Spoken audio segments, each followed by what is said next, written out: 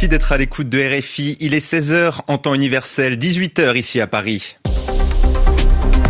Le journal en français facile. Mathis Limano. Main dans la main au Kremlin, le président chinois Xi Jinping est en visite en Russie. Il assistera demain aux commémorations de la fin de la Seconde Guerre mondiale. Un défilé militaire sur la place rouge avec des soldats chinois. Mais à la veille de cette parade, les deux dirigeants ont échangé des discussions très productives, a salué Vladimir Poutine. Toujours pas de fumée blanche au Vatican. Les cardinaux sont réunis en conclave pour désigner un nouveau pape. Ils votent en ce moment. À suivre aussi les écoles de l'ONU pour enfants palestiniens fermées par l'armée israélienne à Jérusalem-Est. Et puis en RDC, Jules Aline-Guettet, figure de la lutte anticorruption, est remplacé à la tête de l'inspection générale des finances. Vladimir Poutine salue des discussions très productives avec son cher ami Xi Jinping, le dirigeant chinois qui parle lui d'échanges fructueux. Il est en visite d'État en Russie et assistera demain aux cérémonies du 9 mai à l'occasion des commémorations de la victoire sur l'Allemagne nazie. Des soldats chinois défileront sur la place rouge avec des militaires russes. Avant cette démonstration militaire conjointe, Xi Jinping a dit se tenir aux côtés de Vladimir Poutine. Écoutez le président chinois à la télévision russe. Aujourd'hui, des tendances négatives d'action unilatérale et de diktat aveugle sont visibles dans le monde. La Chine est prête à assumer conjointement avec la Russie, en tant que grande puissance mondiale et membre permanent du Conseil de sécurité de l'ONU, une responsabilité particulière avec le sens du devoir pour défendre avec courage la vérité sur l'histoire de la Seconde Guerre mondiale. Le président chinois Xi Jinping, son homologue russe, a lui aussi indiqué vouloir défendre aux côtés de la Chine ce qu'il appelle la vérité historique sur la Seconde Guerre mondiale. Vladimir Poutine accuse les Occidentaux de vouloir déformer cette vérité. C'est l'un des points d'entente des liens entre Pékin et Moscou, mais c'est loin d'être le seul. Des liens que Vladimir Poutine veut encore renforcer. Dans un contexte géopolitique difficile et d'incertitude mondiale, les liens de politiques étrangères russo-chinois constituent le principal facteur de stabilisation sur la scène internationale.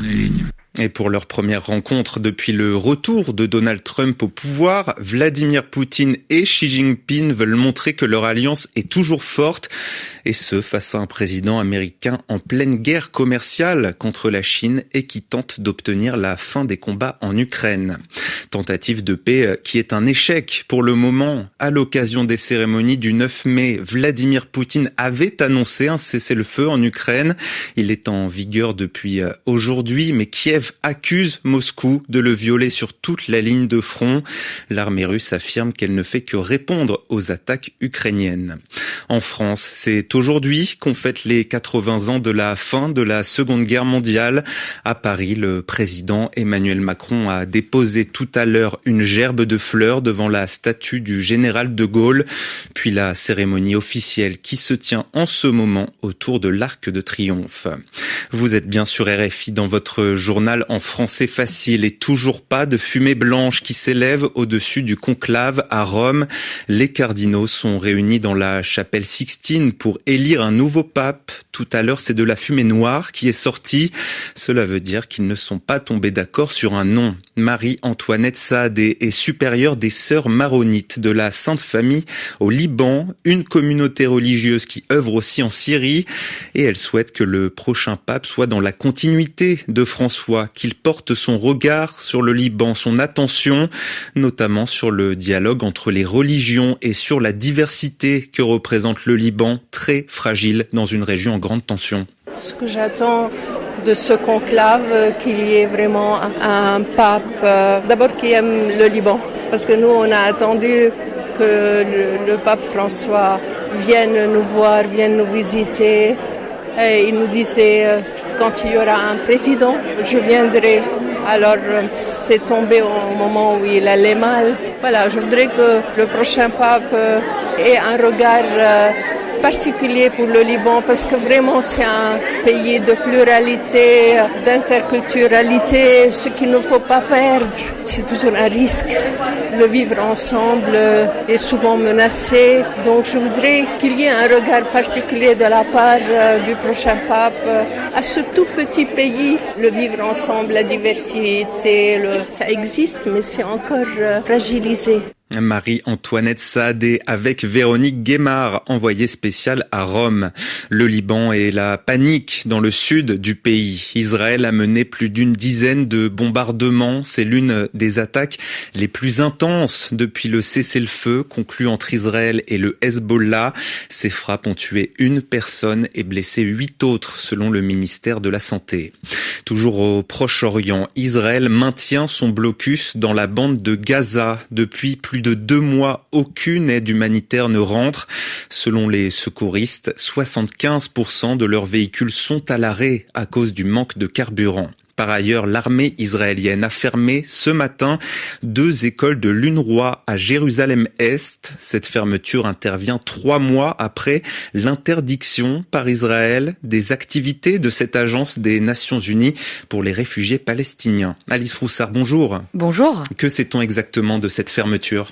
Sur une vidéo publiée sur les réseaux sociaux, on voit 3 policiers israéliens lourdement armés devant l'une des 3 écoles de l'UNRWA à Shouafat. Un ordre de fermeture est placardé, autrement dit collé sur la porte bleue, puis les élèves présents sur les lieux, les enseignants, le personnel éducatif reçoivent tous l'ordre d'évacuer sur le champ, c'est-à-dire partir très vite. Beaucoup d'enfants expulsés de leur école partent en pleurant.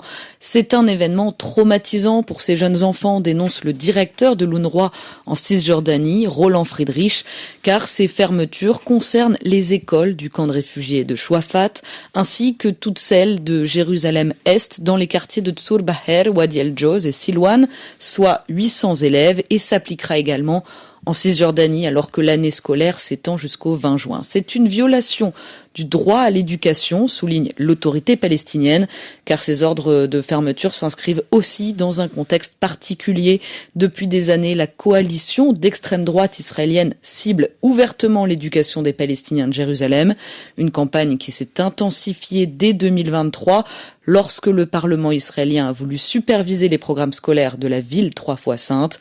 Cette fois, avec ces lois interdisant l'UNRWA, le ministère israélien de l'Éducation a saisi l'occasion pour émettre ces fermetures avec cet argument: si l'UNRWA est illégale, alors les écoles de l'agence de Jérusalem-Est le sont également.